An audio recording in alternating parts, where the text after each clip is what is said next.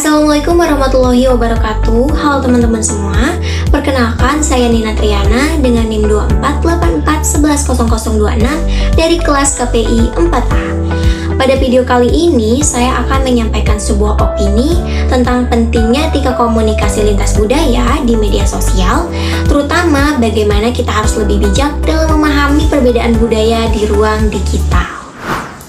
Di era digital saat ini, media sosial seperti Instagram, TikTok, YouTube, dan platform lainnya telah menjadi ruang pertemuan bagi banyak orang dari latar budaya yang berbeda-beda. Namun, kemudahan-kemudahan seperti ini sering memunculkan suatu masalah, terutama ketika seseorang tidak memahami etika komunikasi lintas budaya, di mana perbedaan cara bicara, simbol, candaan, atau kebiasaan digital itu sering menimbulkan salah paham bahkan memicu suatu konflik. Fenomena-fenomena seperti ini sering sekali kita temui di media sosial tentunya. Salah satu contoh yang sempat ramai adalah konflik digital antara netizen Asia Tenggara termasuk Indonesia dengan netizen Korea Selatan yang dikenal dengan istilah siblings PSK-net.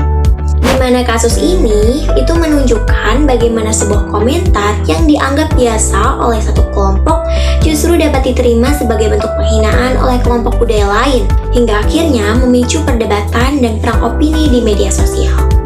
Yang menarik dari fenomena ini itu bukan hanya pada konfliknya teman-teman, tetapi pada bagaimana media sosial itu memperlihatkan bahwa perbedaan sensitivitas budaya dan cara berkomunikasi sangat berbenturan di ruang digital. Apa yang dianggap wajar dalam satu budaya belum tentu dianggap sopan atau dapat diterima oleh budaya lain. Dari sini kita bisa melihat bahwa masalah yang ada di media sosial ternyata bukan hanya pada suatu isi komentar saja, tetapi juga pada kurangnya kesadaran bahwa setiap budaya itu memiliki cara komunikasi, nilai kesopanan, dan bahkan batas sensitivitas yang berbeda-beda. Karena itu, etika komunikasi lintas budaya ini menjadi sangat penting agar interaksi di media sosial tetap terjalin sehat, saling menghargai, dan tidak menimbulkan kesalahpahaman yang lebih besar. Dalam video opini ini, saya menggunakan dua konsep teori komunikasi antar budaya. Teori yang pertama itu adalah stereotip, di mana stereotip merupakan penilaian umum terhadap suatu kelompok budaya tanpa memahami individu di dalamnya secara mendalam.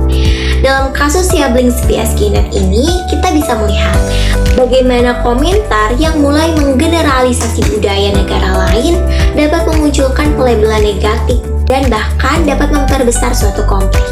Padahal, setiap budaya itu memiliki cara berkomunikasi dan cara menerima kritik yang berbeda-beda, di mana media sosial itu sering membuat orang terlalu cepat menilai hanya dari potongan sebuah video, komentar-komentar singkat, atau caption tanpa memahami konteks budaya yang sebenarnya. Kemudian, teori yang kedua itu adalah teori high context dan low context culture dari Edward T. Hall, di mana budaya high context ini biasanya menyampaikan pesan secara lebih halus, tidak langsung dan penuh makna tersirat.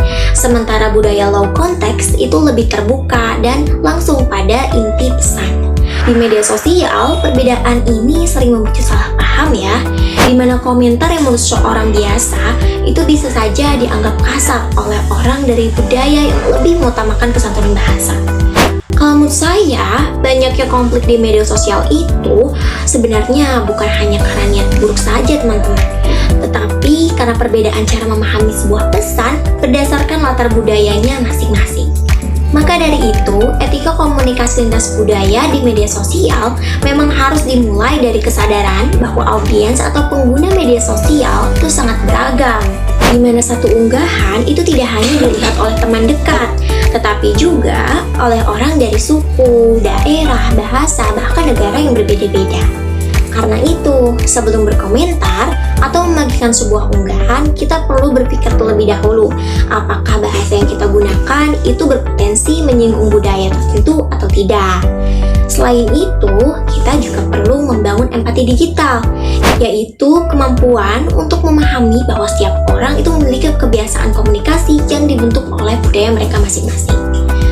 Di mana kebebasan berpendapat di media sosial ini memang sangat penting ya, tetapi tetap harus diimbangi dengan tanggung jawab etis agar tidak melukai kelompok budaya lain. Untuk solusi yang mungkin bisa dilakukan, itu mungkin dengan meningkatkan literasi digital, dengan membiasakan berpikir sebelum berkomentar, dan belajar memahami keberagaman budaya yang ada di ruang digital. Sebagai penutup, maka dapat disimpulkan bahwa etika komunikasi lintas budaya di media sosial sangat penting di era digital saat ini. Dengan memahami konsep stereotip serta high and low context culture, kita dapat menjadi pengguna media sosial yang lebih bijak, kritis, dan menghargai keberagaman. Dengan begitu, media sosial tidak hanya menjadi ruang berbagi informasi, tetapi juga menjadi ruang yang inklusif dan penuh rasa saling menghormati. Mungkin itu saja opini yang bisa saya sampaikan. Kurang-kurangnya mohon maaf. Cukup sekian dan terima kasih.